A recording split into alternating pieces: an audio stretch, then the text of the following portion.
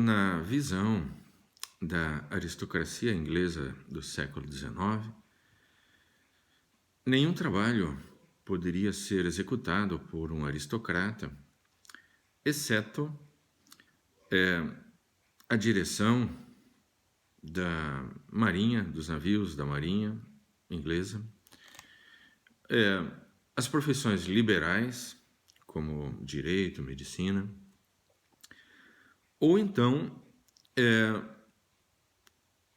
ser um pastor da igreja. Eram as profissões que eram admissíveis para um aristocrata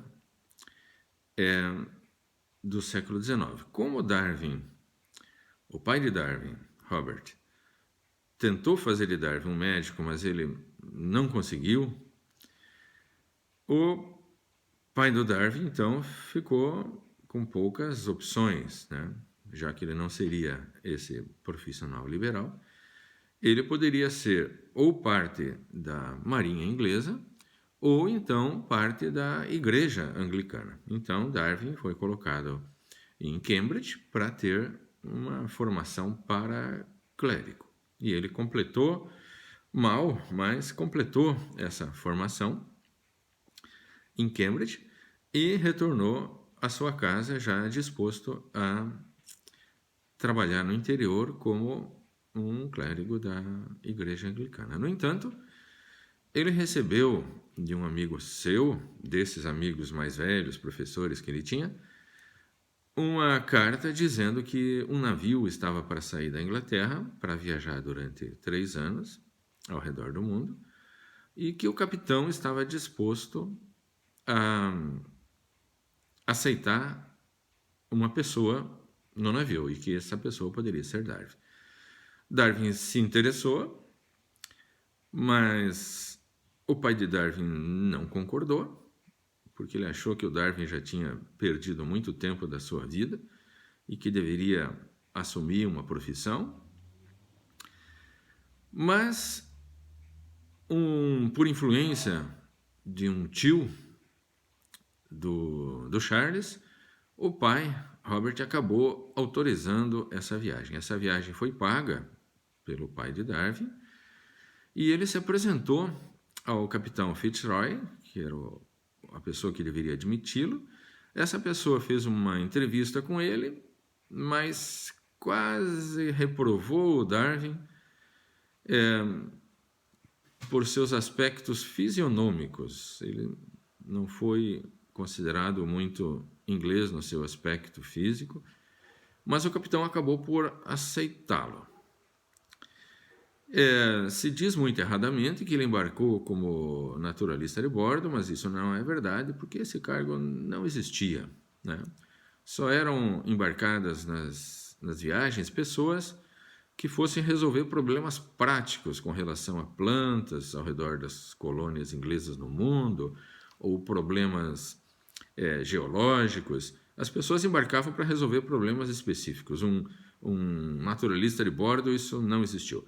O Darwin embarcou, na verdade, como cavalheiro de companhia do capitão. Foi isso. Na época, havia uma separação muito grande entre as classes sociais inglesas, né? E de maneira tal que um capitão aristocrata só poderia conversar com outros aristocratas, que eram pouquinhas pessoas, era o imediato, e pouquinhas pessoas poderiam conversar com o capitão. O restante da tripulação era de marujos de outra categoria social com a qual o capitão não conversava. Então ele queria pessoas com as quais ele pudesse conversar por 3 anos. Sendo aristocrata, Darwin foi aceito. A viagem durou, em vez de 3 anos, durou 5 anos. Foi tida a viagem, às vezes é dito de maneira não correta, que a finalidade da viagem do Beagle era fazer correção de cartas náuticas. Mas um navio que faz correção de cartas náuticas navegaria bastante, e não foi o caso, né? O Beagle chegou até a América do Sul e passou a imensa maioria do seu tempo de viagem no Brasil, no Chile, passou nas Galápagos. Então, o navio ficou atracado na imensa maioria do tempo de viagem.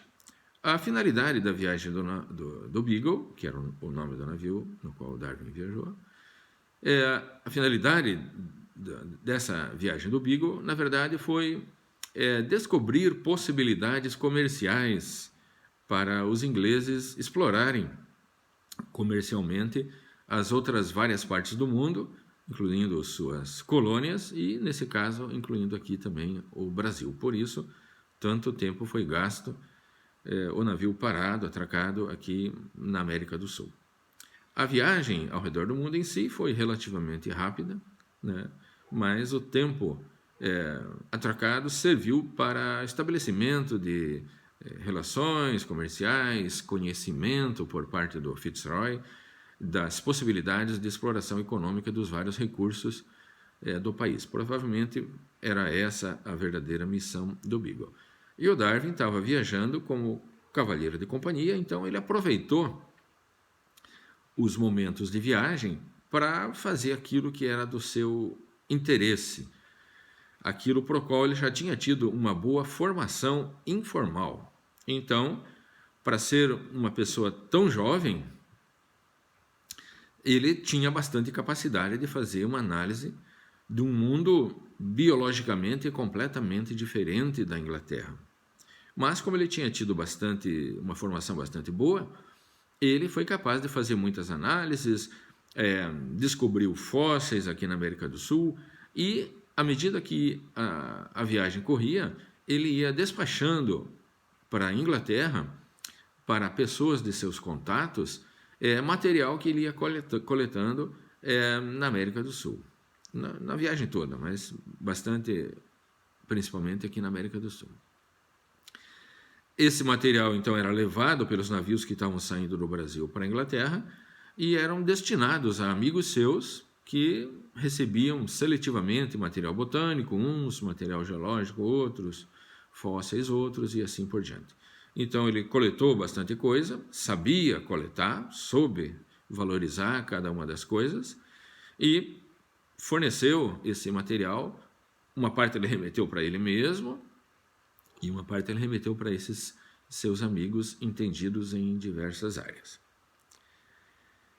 Duas coisas foram bastante marcantes aqui do Brasil para Darwin.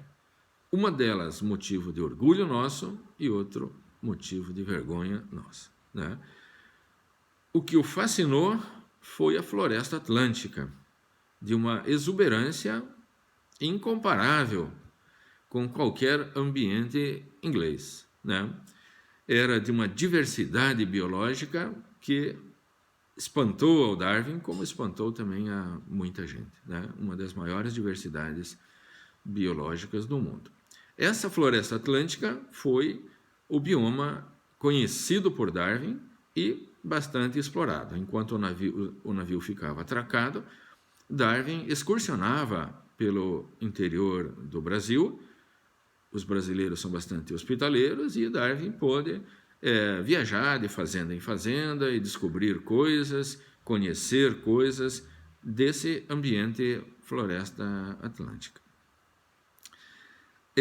Depois fez também descoberta em outras partes do mundo, né? Se diz também erradamente que nas Galápagos o Darwin teria tido a ideia da seleção natural, o que não foi verdade, né? Darwin passou pelas Galápagos sem ainda ter tido a ideia da seleção natural.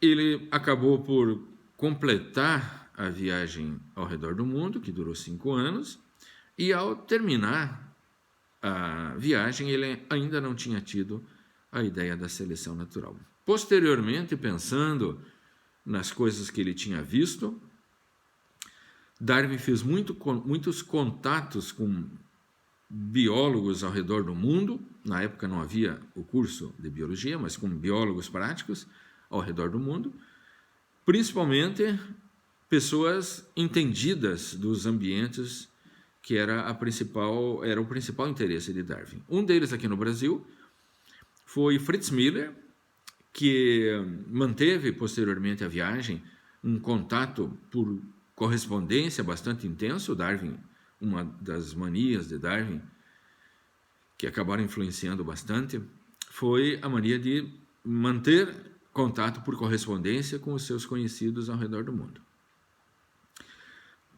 Outra das manias importantes foi a mania de coleção, que ele tinha já desde a infância. Então, ele continuou a coletar material e trocar correspondência com esses amigos que ele tinha feito durante a sua viagem. Essas manias dele acabaram por ter uma influência bastante grande no seu trabalho e, consequentemente, no resultado dele, que foi o principal resultado dele, que foi a seleção natural.